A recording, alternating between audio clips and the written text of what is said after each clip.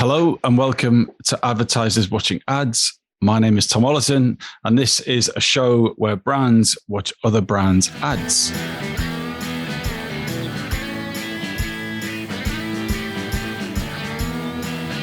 This week, we are brought to you, as ever, by our partners Contagious, who helped choose the ad this week. So please go and check those guys out after the show. So before we get to this week's ad, let's meet this week's guests. How's it going? Victor Reznik. I'm a vice president of marketing in the music industry.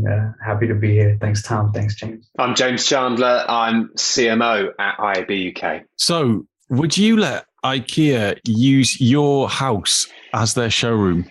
Well, seems like a crazy idea, but that's what the brand did in Toronto. So let's see this week's ad.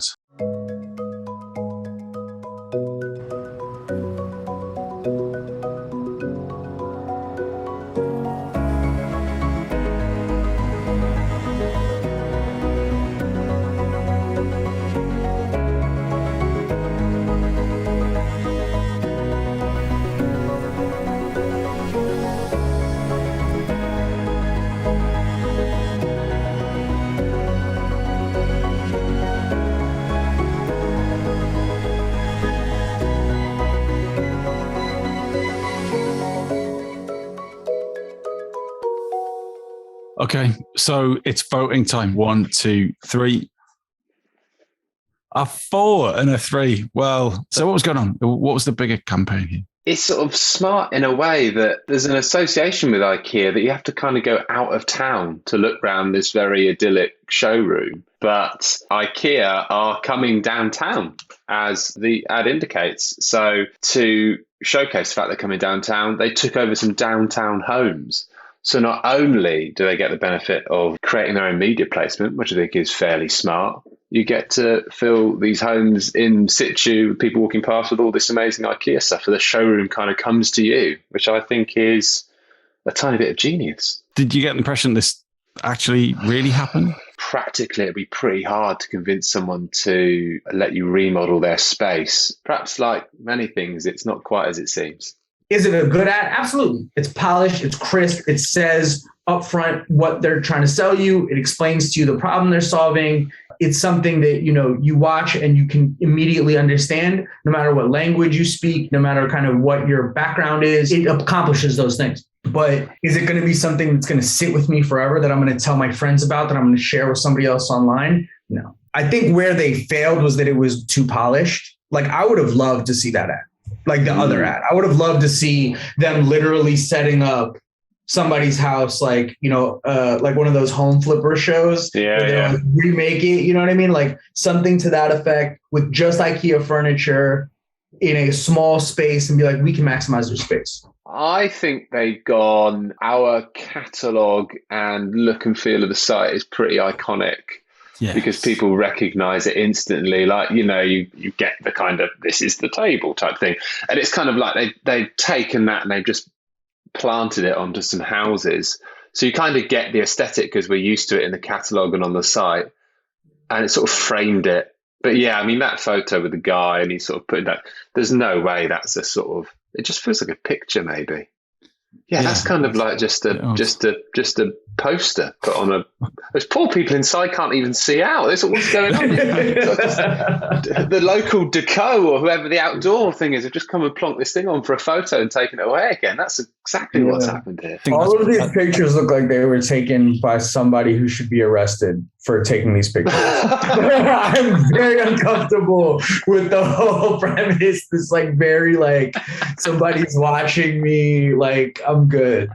So Vic, what would have made this better for you? I think the disconnect is, and what didn't resonate with me was the lack of reality in the process of how I buy furniture and how anybody else I know buys furniture. If they had shown how easy it is to move the IKEA box from the downtown IKEA into your home, that would have been a way better commercial to me. Like, if I could see how that whole, the process of getting a table into a 3-story walk-up, right? Or like that kind of furniture into my walk-up downtown was made easier by IKEA, that would have hit me immediately. I was, of course, I am somebody who lives in a city. I have the same struggles as anybody who's ever lived in a city. I think that resonates with me immediately, more so than somebody like picking up a hot beverage at their pristine IKEA table. I wonder if it depends what they were trying to do. If they're trying to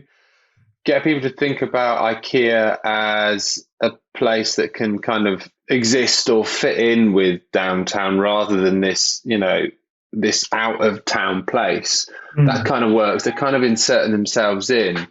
That sort of, it's made for downtown living kind of works perhaps. So if they're trying to just change that perception, maybe it kind of works on that level. Yeah, that's a good point. James, let me ask you a question. When we talk about downtown living, do you think that the furniture they're making or the kind of product that they're selling is made for downtown living, or is IKEA made for downtown living? Like the process, because I think that's an interesting, you brought up an interesting point. Like as a Londoner, you have to go somewhere else to actually even experience IKEA.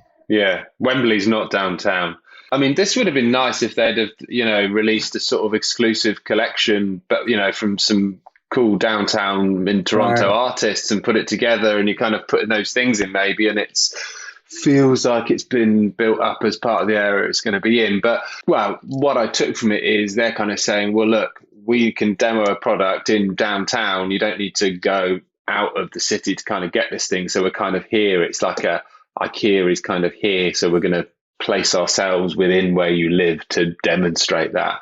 If that's the objective, I think it does an okay job of that. We're coming to the end of the show here. So what can the industry take away from this, Vic? The one thing that I'm left with is, again, the emotional resonance, right? Like IKEA has done a really good job of associating itself with the downtown experience, downtown living. They've kind of made that their trademark. They've kind of hammered it home. And they've created a level of trust in that space. I think that's the thing that the ad does well. There's like authority there. There's trust there. They've made it clear that they can furnish the home, right? I think those things are like, in terms of like how you communicate a very clear message, I think they've done that well. I like the ambition and risk of kind of creating their own media placement, which in a way is pretty smart because you're paying for the production and you're not paying for the media space. So you're kind of saving that money. So I like the boldness of that. And I'm kind of a sucker for pop-up things that pop up in cities, like golden elephants and, bus shelters turned into space rockets and that kind of thing. So yeah, I like that. That's what I'd take away. Smartness of sort of, we could buy some media space or just create our own. I think that's good. There you have it. Congratulations, IKEA. That is score an ad. James, we'll see you next week.